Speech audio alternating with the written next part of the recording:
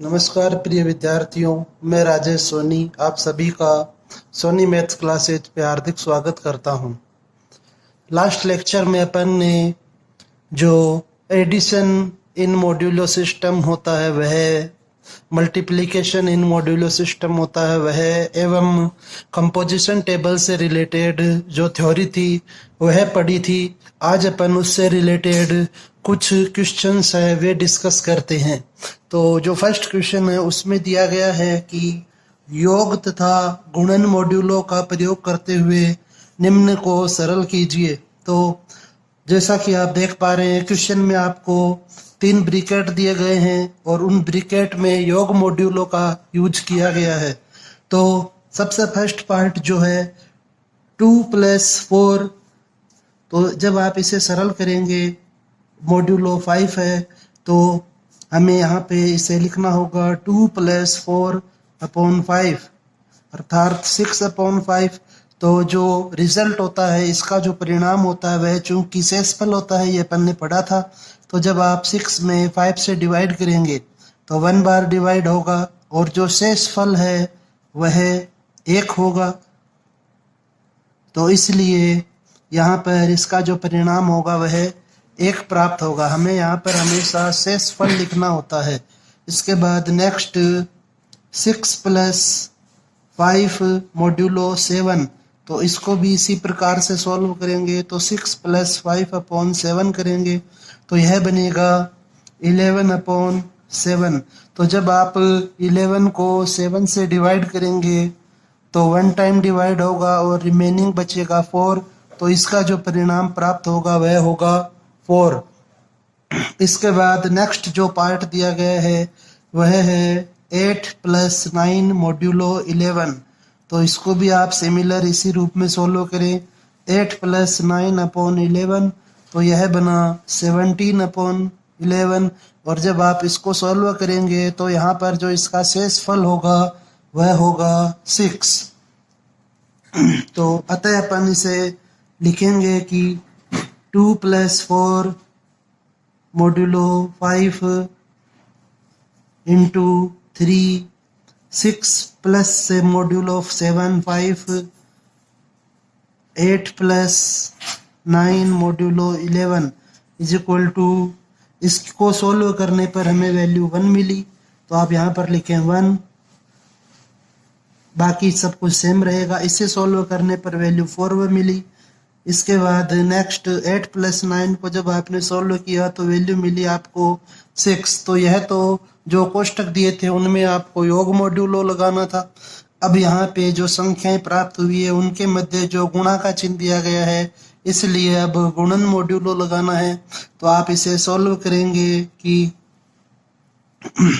1 × 4 modulo 3 अर्थात 1 को 4 से मल्टीप्लाई करेंगे और 3 से डिवाइड करेंगे तो यह बनेगा 4/3। और इसको जब आप सॉल्व करेंगे तो यह भी सेम 4 में जब आप 3 से डिवाइड करेंगे तो यहाँ पर भी जो शेषफल है वह 1 होगा अर्थात यहाँ पर 1 आएगा।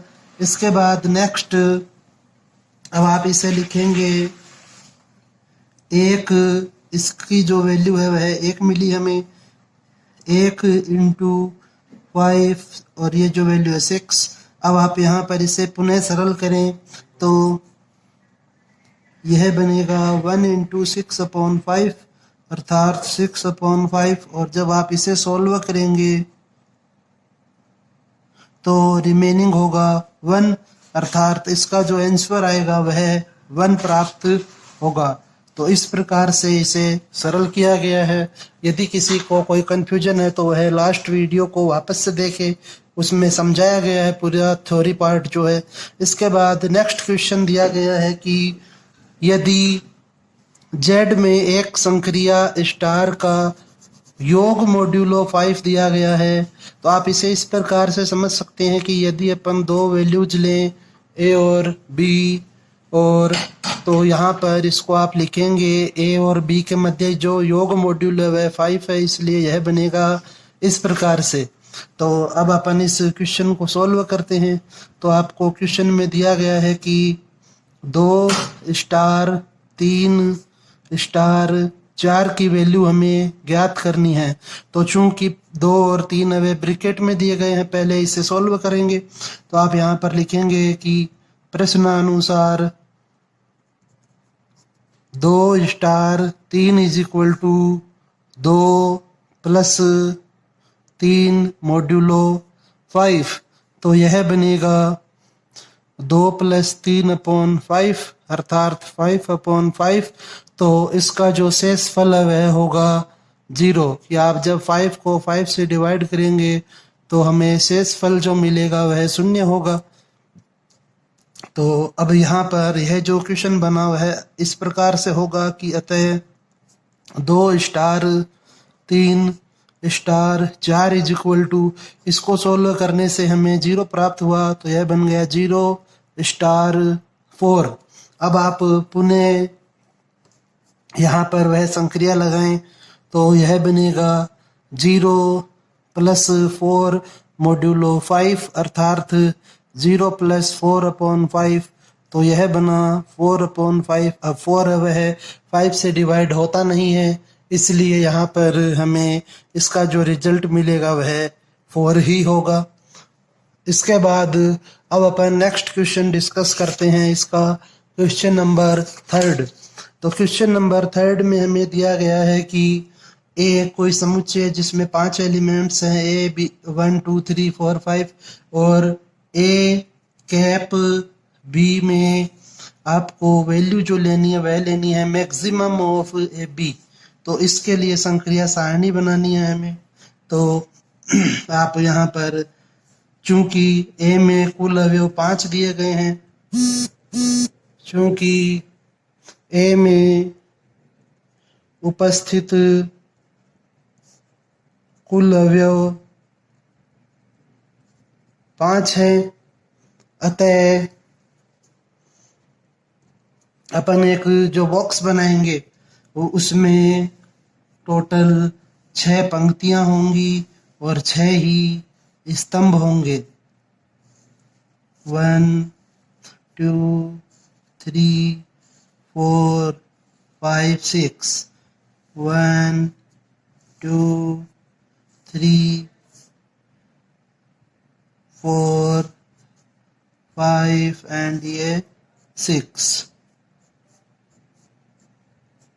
तो यहाँ पर अपन ऑपरेटर लिखते हैं जैसा आपको बताया गया था लास्ट क्लास में। यहाँ पर आप वैल्यूज लिखेंगे।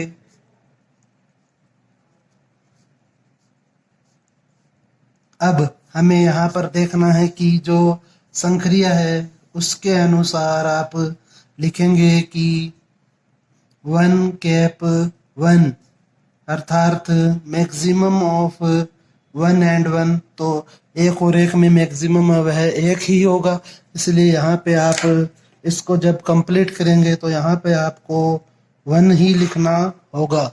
इसके बाद अब नेक्स्ट सरल करते हैं अपन इसका पार्ट। तो आप लेंगे 1 कैप 2, इसको सरल करेंगे मैक्सिमम ऑफ 1 एंड 2। तो यह आपको मिलेगा 2 की 1 और 2 में जो बड़ा है वह 2 है, तो इसलिए यहाँ पे आप लिखेंगे 2। इसी प्रकार जब आप लेंगे 1 कैप 3 तो maximum of 1 and 3 is equal to 3, तो यहाँ पर होगा 3। इसी प्रकार 1 और 4 में मैक्सिमम 4, 1 और 5 में मैक्सिमम 5।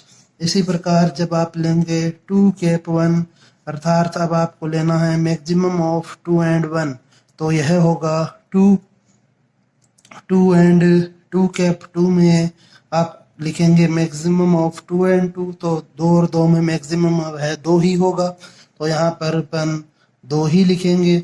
2 और 3 में जो बड़ी संख्या है 3 होगी।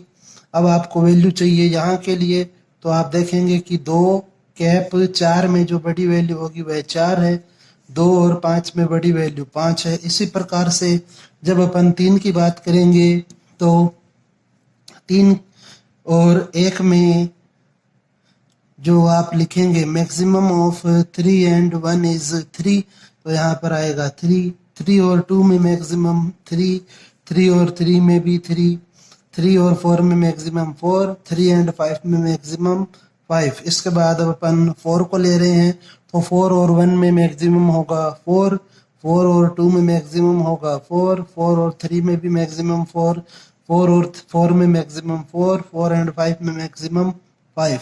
लास्ट में 5 लिया है, तो 1 2 3 4 और 5 सभी के साथ जो मैक्सिमम वैल्यू होगी वह 5 ही होगी। तो आप 1 और 5 में मैक्सिमम लेंगे 5, 5 और 2 में मैक्सिमम 5। इनमें से जो बड़ी वैल्यू है वह 5 है, तो 5 और 4 में आप चाहो तो यहाँ लिख सकते हो कि 5 एंड 1 में जो मैक्सिमम वैल्यू है वह 5 है। इसी प्रकार से अब आप देखें कि जो पहली पंक्ति है वह इसके जैसी है सेम, और जो पहला स्तंभ है वह भी सेम इसके जैसा है। तो जो तत्समक अवयव है वह इस सारणी के लिए 1 हो जाएगा, और प्रतिलोम अवयव वह अपन ज्ञात कर नहीं सकते, क्योंकि अन्य स्थानों पे आपको 1 प्राप्त नहीं हो रहा है। ठीक है। नेक्स्ट जो क्वेश्चन नंबर 4 है उसमें दिया गया है कि निम्न सारणी में रिक्त स्थान इस प्रकार भरे कि यह एक जो द्विआधारी संक्रिया वह क्रम विनिमय होनी चाहिए।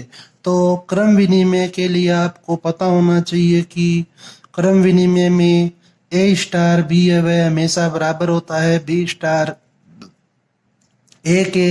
इसी प्रकार A स्टार C है वह बराबर होता है C स्टार A के। B स्टार C की वैल्यू बराबर होती है C स्टार B के। ओके, तो अब आप देखें कि क्वेश्चन में हमें वैल्यू फाइंड करनी है A स्टार B की। तो आप यहाँ से देखें कि जो B स्टार A है उसका जो परिणाम है वह क्या दिया गया है। तो B स्टार A का जो परिणाम है वह C दिया गया है B स्टार A का। तो इसलिए A स्टार B का परिणाम भी C होगा। तो आप यहाँ पर लिख सकते हैं कि A स्टार B की जो वैल्यू है वह C प्राप्त होगी। नेक्स्ट आप देखें यहाँ पर आपको दिया गया है कि C स्टार A की जो वैल्यू है वह A है। C स्टार A की जो वैल्यू है वह A है, तो इसलिए A स्टार C की वैल्यू भी A ही होगी, क्योंकि क्रम विनिमयता में A स्टार B और B star A star C है यदि, तो यह C स्टार A के बराबर होता है, B स्टार C बराबर होता है C स्टार A के। और हमें यहाँ पर यह क्रम विनिमयता दी गई है, तो इसलिए A स्टार C की जो वैल्यू होगी वह बराबर होगी C स्टार A के। तो C स्टार A की जो वैल्यू है वह क्वेश्चन के अनुसार A दी गई है, अतः यहाँ पर भी A स्टार C का मान भी A ही होगा। अब नेक्स्ट हमें वैल्यू चाहिए C स्टार B की। तो C स्टार B के लिए आप पहले फाइंड करें B स्टार C की वैल्यू। तो देखिए यह B है और यह C है, तो B स्टार C करने से जो वैल्यू मिल रही है वह A है, तो इसलिए C स्टार B की जो वैल्यू है वह भी A ही होगी ही। तो इस प्रकार से अपन इस सारणी को कंप्लीट करेंगे। आपको जो थ्योरी पार्ट है उसे भी ध्यान में रखना होता है। तो केवल क्वेश्चनों को सोल्व करने से ही कुछ नहीं होता, आपको कोई भी चैप्टर आप जब पढ़ें तो उससे जो रिलेटेड थ्योरी है वह भी आपको मालूम होनी बहुत आवश्यक है। ओके, तो आप अब से जो भी चैप्टर हो उसकी थ्योरी पे भी ध्यान दिया करें।